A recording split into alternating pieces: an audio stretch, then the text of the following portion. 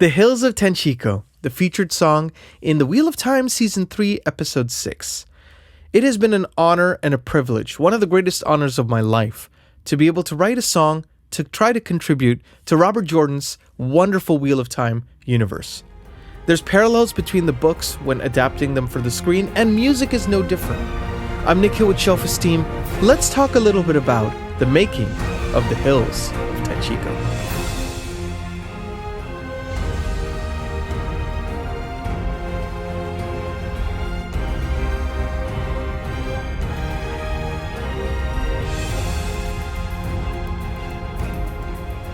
Hey everyone, welcome back to my channel. I am Nikhil with Shelf-Esteem.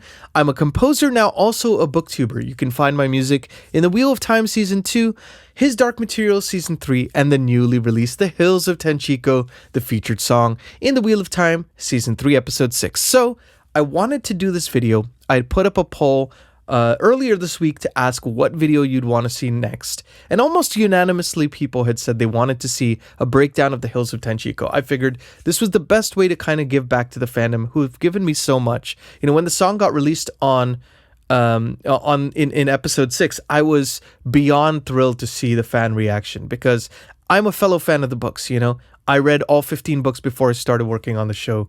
And it means the world to me that fans feel it did justice to the spirit of those books. Because what I love about Robert Jordan's writing is that he balances the darkness and light very well. Now, with the Wheel of Time show, it leans more into the dark, gritty aspects of things. You know, people have been very influenced by Game of Thrones. They want their own Game of Thrones. They're Game of Thrones-ifying things a little bit. And you know, one thing I really appreciated about Robert Jordan's world is that he would have dark scenes, but then he would have these bawdy songs in the bars and stuff like that. So I wanted to try to work on something that would represent that, hopefully as faithful to the spirit of those books as possible. Now, a quick breakdown. Once I got the lyrics from Rami Park, she had written the episode 6 and she had written the wonderful lyrics for the Hills of Tanchico. I only got a couple notes from production. I was told, you know, we want this to sound like a sea shanty. This is a big moment for Elaine. It was kind of scripted out how it would be, how the song would progress, and Elaine would start off hesitant. She would realize the joke of the Hills of Tanchico, lean into the joke midway through. That structure was there in terms of what production wanted. They also mentioned they wanted it to feel like a sea shanty bar song, but also have Asian and African instrumentation. Now, the trick here was I only had the morning to write it. Yes, only the morning. I mean, I would say 95% of everything you hear in the final recording was actually done here in this room in that demo. So I wanted to kind of break this down for you all because I figured the best way to show you what goes into making a song like this and trying to represent Robert Jordan's world is to kind of break down the song layer by layer, piece by piece, and show you how I put it all together. Now, before I get started and kind of show you my session and just exactly how I created it, I wanted to talk a little bit about the context of the song. Now, the Hills of Tanchico, of course, has the double entendre. That means that it's kind of the Hills of Tanchico, right? Is it about the geographical location or maybe about breasts? There was the joke aspect to that song. Of course, there's also lyrics like one's not enough, three's too many to bring a man to his knees. Now, this references the shackled man that was talked about by Leandrin in that same episode in episode 6.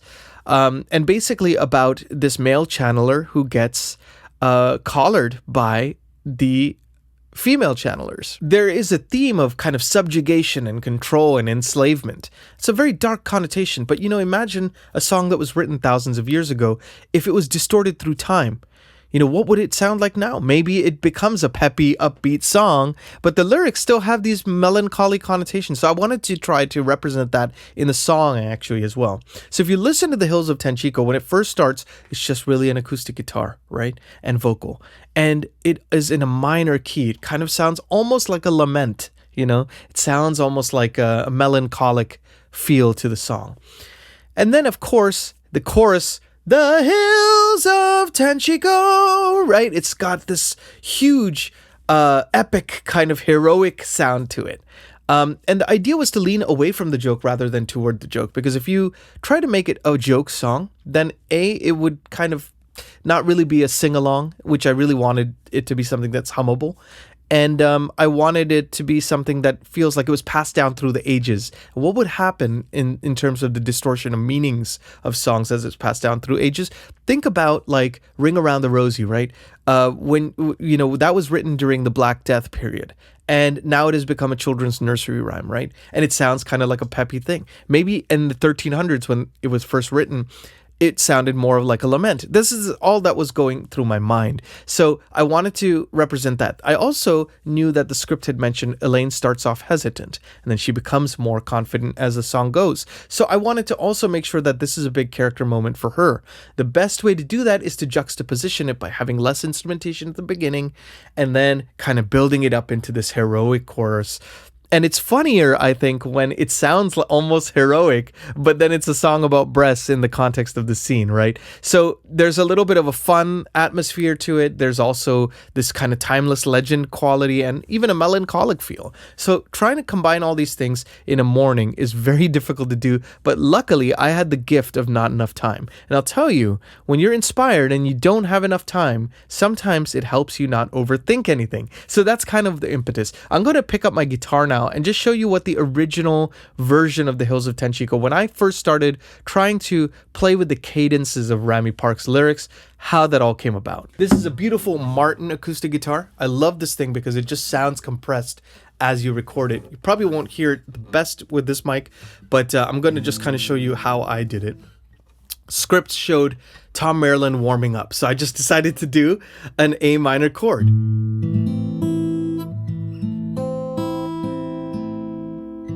Not to click or anything, just how somebody would do if they were just kind of, picking up the guitar, strumming a chord, and then getting ready to play, and then Kira comes in, right? So the way I decided to do it, and this is a little bit different to how it ended up being in the final track, I was thinking about the words, I'll tell you a tale of a lad of 20, terrabund boy with coin of plenty, right? So it's got this cadence to it, a rhythm already. And so I thought, okay, what would it sound like a lament, right? I'll tell you a tale of a lad of 20, a terrabund boy with coin of plenty. And when looking for love and more's the pity, when he's lost in the hills of Tanchico City. Right? And then it goes, well, one's not enough, and three's too many, and two bring a man to his knees. Hey, the hills of Tanchico, the hills of Tanchico, hey. Right? So you kind of almost have this folksy song, it could belong in a 60s folk band, and also it could be like a bar song. So that was kind of the idea, but then of course, distorted through time, it's going to become more of a peppy song. So let's now take a look at the session, and I'm going to show you exactly how I played this. Okay, so here I have pulled up my Hills of Tanchico session, which I apologize, it's so messy right now. I'm kind of diving into this for the first time since I recorded this now 2 years ago. Can you believe it? And so, when you're working in TV deadlines, things have to move really fast. This whole track I wrote in a morning. So I had to kind of figure out ways of combining Asian instrumentation, African instrumentation, make a melody, hopefully that would stick with the lyrics. And then, of course, try to produce the whole track and get it ready for approval so we could get it to the vocalists, have them look it over, and then record it the following week. So pretty fast movement here. So let's just kind of break down what this track sounds like. I'm going to play a little bit of the track just so you can hear it. This is the unmixed version. This is my produced version. You can see how close it is to the final product. When looking for love and more's a pity, now he's lost in the hills of Tanchico City, where one's not. So that gives you an idea of, kind of what the full track sounds like, right? What I submitted to production, what we ended up recording. You heard there Kira Coveney's amazing vocals. So let's take a look at this, section by section. So, as I mentioned, I wanted to create something that felt like a sea shanty. You know, this is a confluence of cultures. That's what Robert Jordan did so well, is he would combine different cultures together in a way where you didn't know where one ended and where the other began. I think about the Shan Chan civilization and how they had Asian influences, but then they would have like a Texas drawl, right? It seems almost disparate that they're putting these, that Robert Jordan put these kinds of confluences together, but they work because you don't really know where one ends and when one begins. So the idea here was, hey, we're going to have the sea shanty being the main crux of the song. It could be sung in a bar. It's like a sing-along. But at the same time, you have these other instrumentation that are unconventional and kind of helps support the structure. So let's go through this one by one. So I have my plucked instruments here. I recorded acoustic guitar and bass here in my home studio. So I'll just play those for you right now.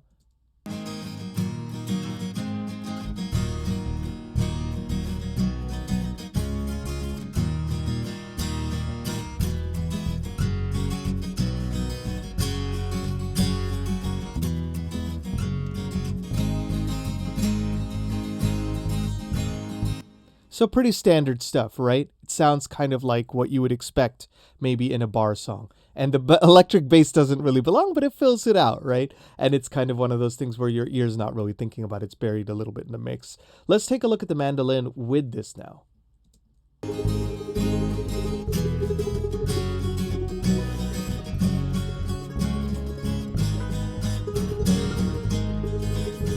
So we have a little bit of mandolin texture there, but again, buried in the mix. Now, we had also an oud, which is a Middle Eastern plucked instrument. Check this out.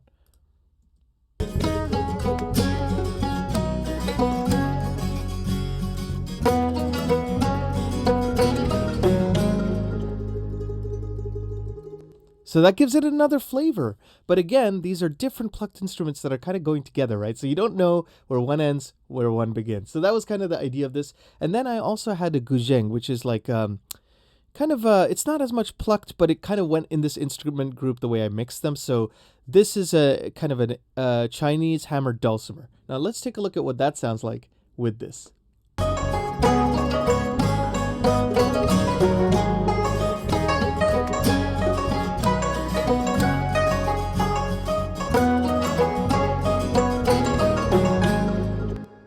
So kind of cool textures there, right? And they all fill out different frequency banks, so you kind of get a nice full spectrum of a sound, which is really fun.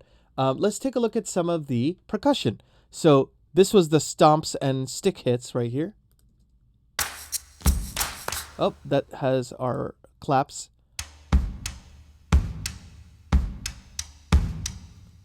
I wanted it to be pounding, you know?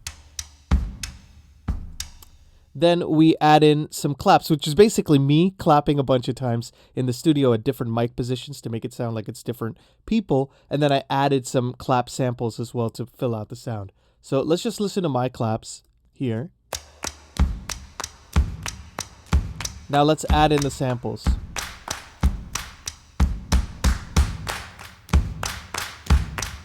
Now you notice how in this the claps sound a little off time, and that's kind of what I wanted to do deliberately because it should feel like a bar. It shouldn't be too clean, right? Then you add some shakers and tambourine. Then it was time to bring in some toms for some mid kind of percussion, and then also some West African kind of instruments as well. We had a dundun, we had a kakelambe, we had daburka, which is kind of a Middle Eastern drum.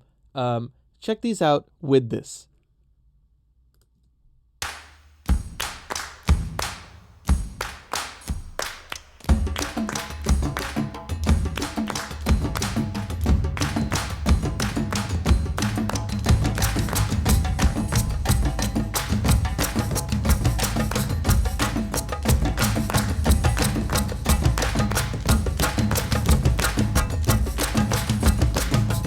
Completely different sound, right? It almost sounds tribal. At the same time, it works in a bar song. So that was the idea here. Let's add in some string longs. So this, I'm going to actually solo these so you can hear what they sound like. Very sampley, but in the mix, it works.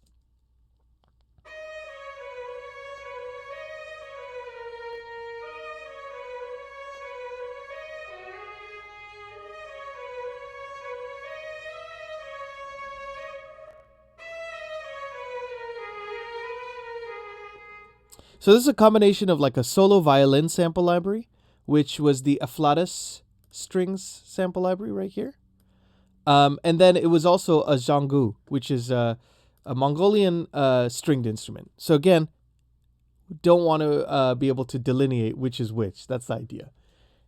Then we had some kind of string shorts and textural stuff, which check this out. Gonna play these.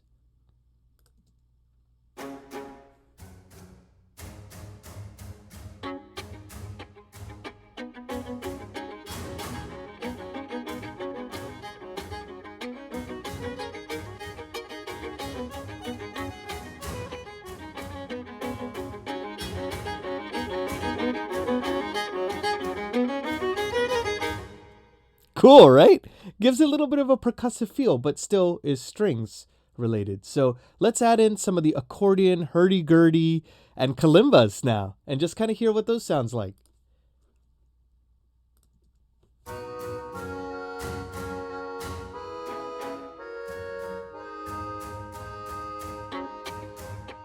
There's also a Laotian instrument right here.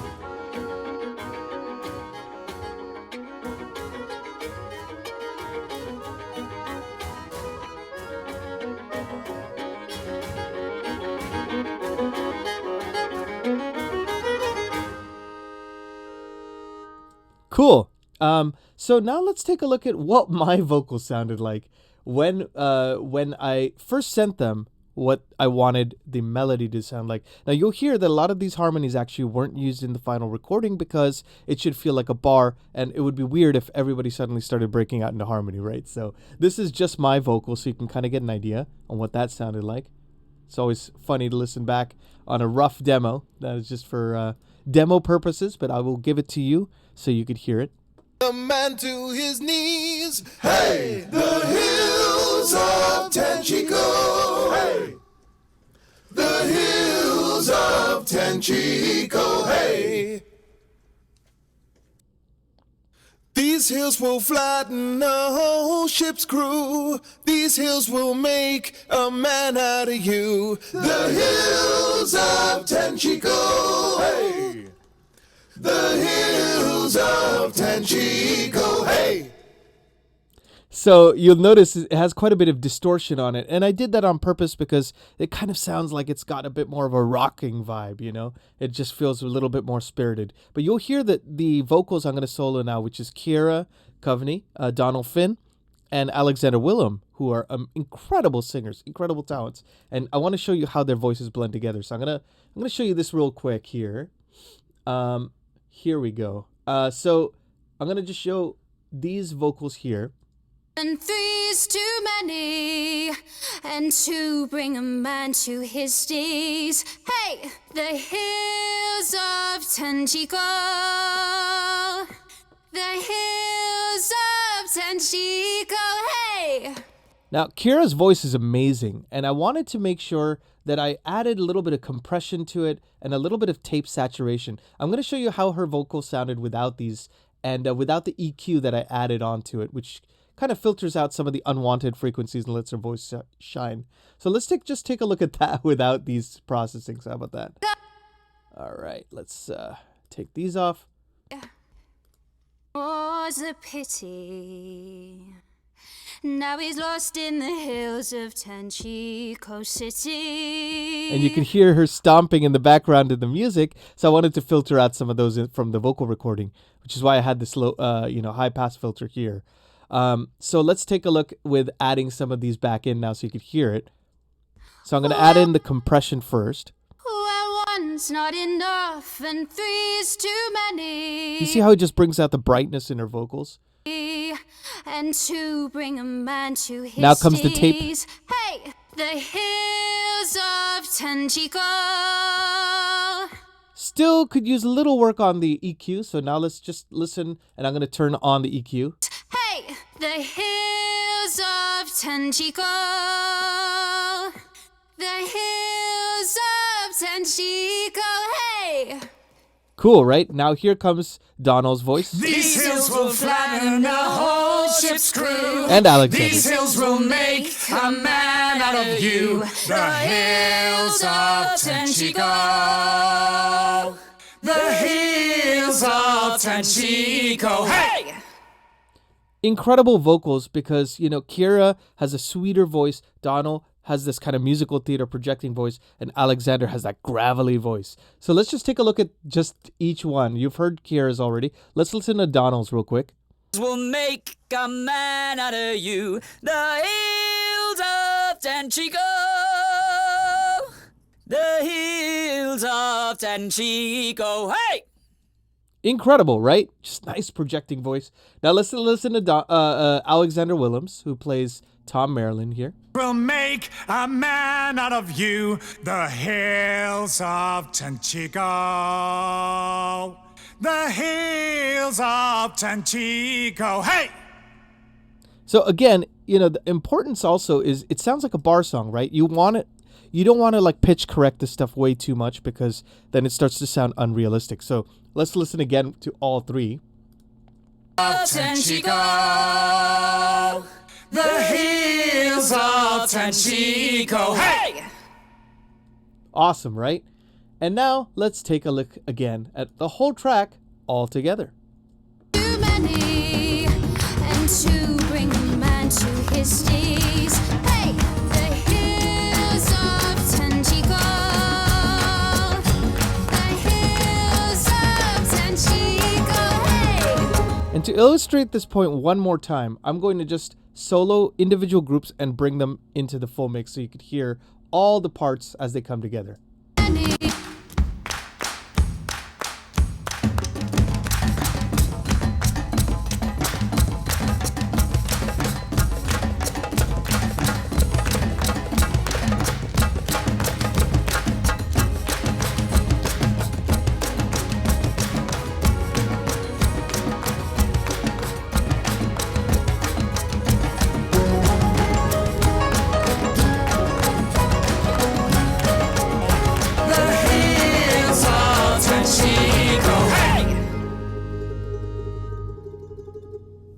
Now, for the soundtrack album, we ended up extending this so that it could be a 2 minute and 15-second song. So that's kind of how this whole thing worked. So I hope you enjoyed this Hills of Tanchico breakdown. Is it kind of what you expected? Did you expect it to be a kind of a different arrangement? Or I would love to know your thoughts on what you thought about this video. I also want to make more breakdowns, so let me know if you'd like to see anything different for the next go around, and I would love to break down another song for you. But I'm Nikhil with Shelf-Esteem. Thank you so much for watching. Please like and subscribe, watch the video to the end, and hit the notification bell because it always helps make sure that this effort it always helps make sure that these videos go out to the people who want to see it. And I really appreciate you all being here.